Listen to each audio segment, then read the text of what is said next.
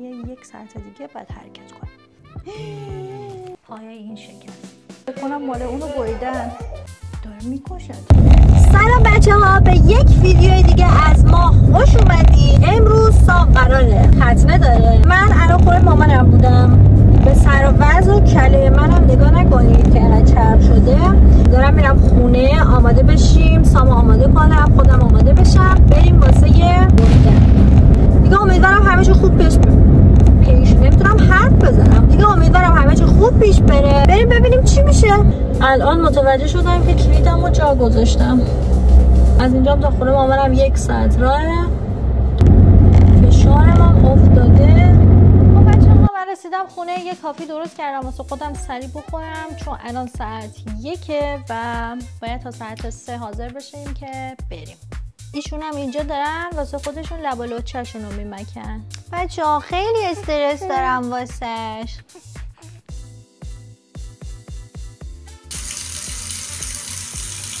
اومدم براتون ویدیو بگیرم از حاضر شدنم. پای این شکست. روز از اون روز است که هیچی نمیخواد درست انجام بشه. حداقل خدا کنه دکتر ختنه رو درست انجام بده. خط چش بنفش چی میگه این وسط؟ خب من خودم حاضر شدم، سامو حاضر کردم، اونجا خوابش بردم. دیگه تقریبا 1 ساعت دیگه باید حرکت کنم.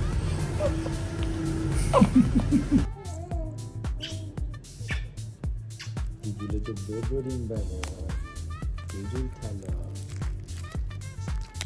طلا. بعد چیکار کنیم؟ این الان پانسمانه ای؟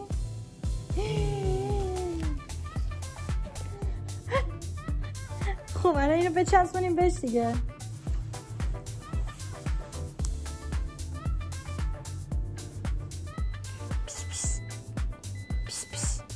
رفته تو فکر، میگه دارن با من چیکار میکنن.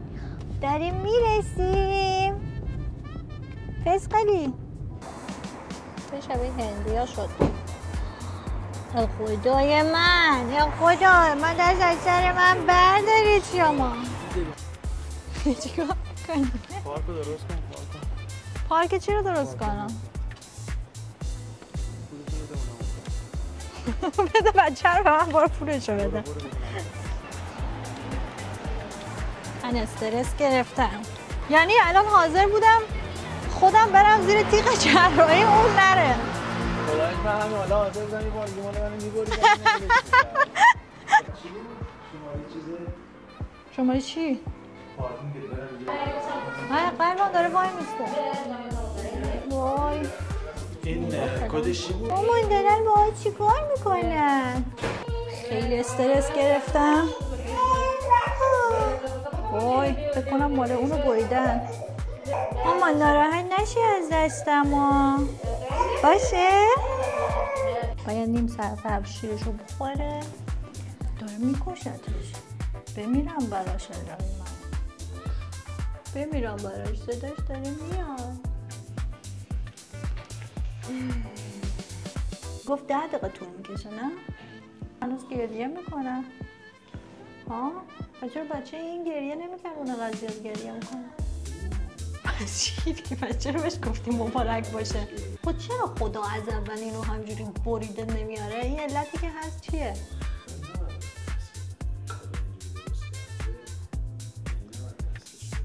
بچه دست داره. هاشش تموم شد عملیاتش. خوابش برد. وقتی یه کاری درسته یا اشتباهه کدومشو باید انجام بدیم؟ این کار به نظر من درسته دیگه. مثلا چون تو جامعه ایرانی افغانی باید شبیه بقیه باشه. کجا تو جامعه ایرانی و افغانی؟ یعنی تو جامعه بلژیکیه. از اونجایی که دیگه خیلی گشنمون شده بریم یه اسنکی هم بگیریم بخوریم. من بغلم خوابه داره شیر میکنه. فعلا ساکت. خب بچه ها دیگه ما برگشتیم خونه. سامم حالش خوبه، گریه نمیکنه خدا رو شکر. البته بهش مسکن دادم، هر 4 ساعت بهش مسکن میدم و اینم آنتی بیوتیکه که باید بزنیم به سر زخمش تا 1 هفته فکر کنم باید اینو بزنیم هر روز. چیه ماما؟